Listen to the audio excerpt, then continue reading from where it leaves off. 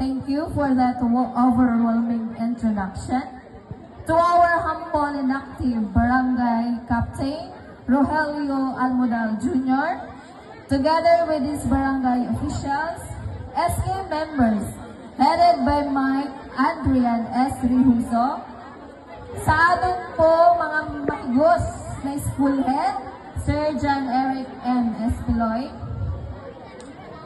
together with his teachers, Bararagat host and officers, Bararagat founders, BODs, and sa ating mga once young senior citizens, registered batches, friends, balik barangays, maayo po nagabi sa tanan.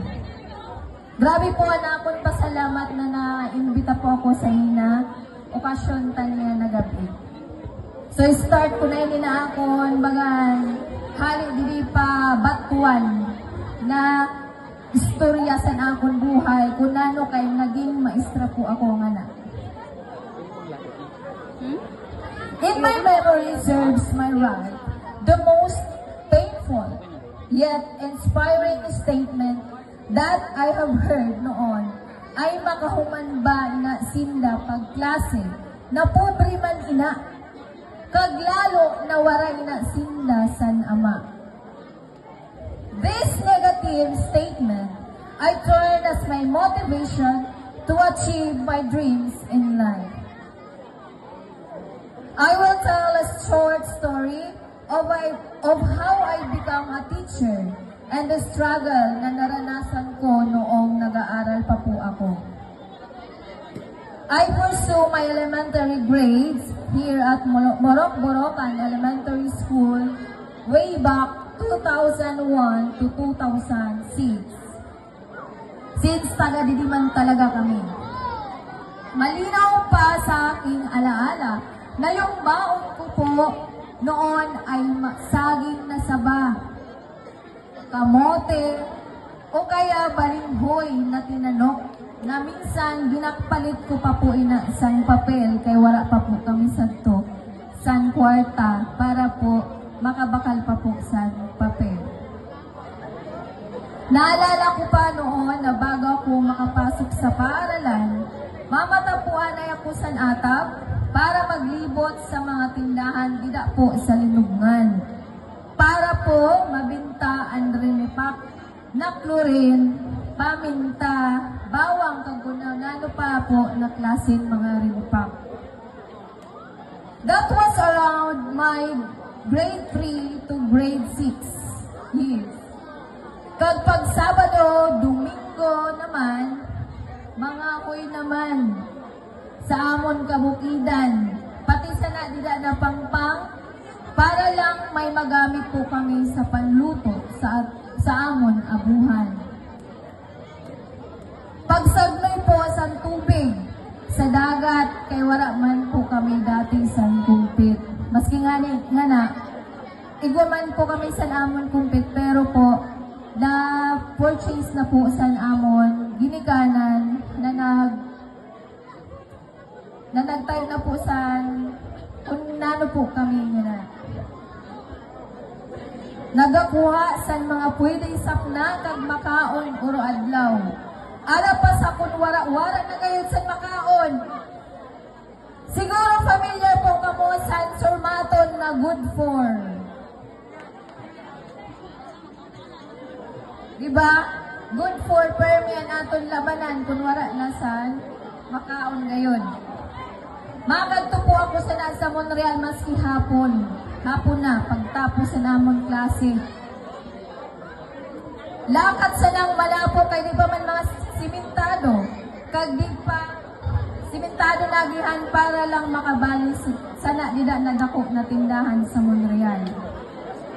Those were the days that I can say that life was hard but easy. Kay di man po kami maarang mag-inarte sana na time hastangani niyan. When I set my foot into high school, year 2006 in Monreal National High School, and the struggle is real. Puro may lakat, pamonreal, makaklase lang, kay kun malapo, di man gayon may wasan na dili madarusay, tadi balik naman sa balay kay magliwan. Kaglakat naman pabalik, kay di pa man uso sadto ang pagsakay sa motor. Diba? Batch 2005-2006, di pa kita sadto nakamatsyagsan, simentado pa, Monreal.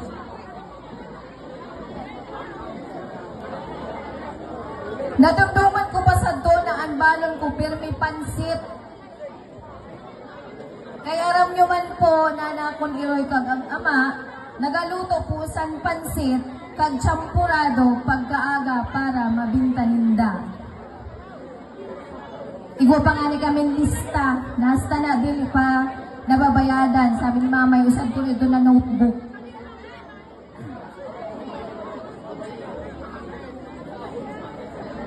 Malipay na ako sa to kung makabalon ako sa 5 pesos. Pang ice water, kaganbilin, ibabakal ko po sa kikyam or bangos na chichirya. Ang sura sa luto pagka alas 12. Naalala ko pa po sa doon akong ginaluod na ako sa pansit na sura. Nagabaranyuan po kami sa sura o kaya paharatag-hatag san akong mga kauripod. My life in college was slightly abundant. Kaya na akong mga magurang kag Iloy, ginprocurar na maka-enroll kag maka-graduate po ako sa Liceo. Salamat sa iyo, sawaran sawa na bulig sa akon. Pero nga ni sabi na dili sa tanan na oras igwakan allowance o budget para lang sa pagkaon. May oras man na halos gipit kay tanan bakal.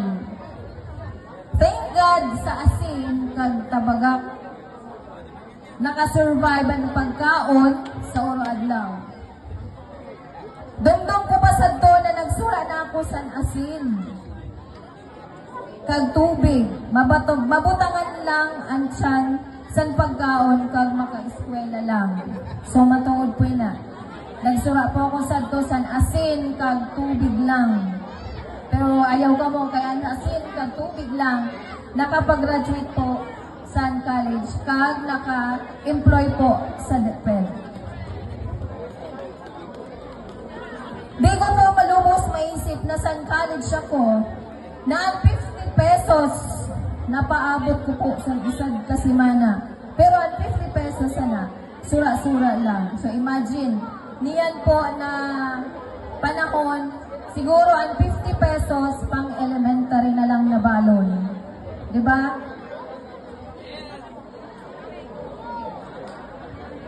So hasta nga na ginaisip ko pa po kung pinano ko po ito mapabana-bana.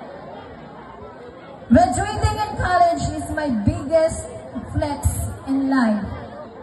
I graduated Bachelor of Elementary Education and Liceo de San Jacinto Foundation Incorporated, Batch 2016. Una na bata ni Heidi Cagclaro na nakatapos sa koleyo.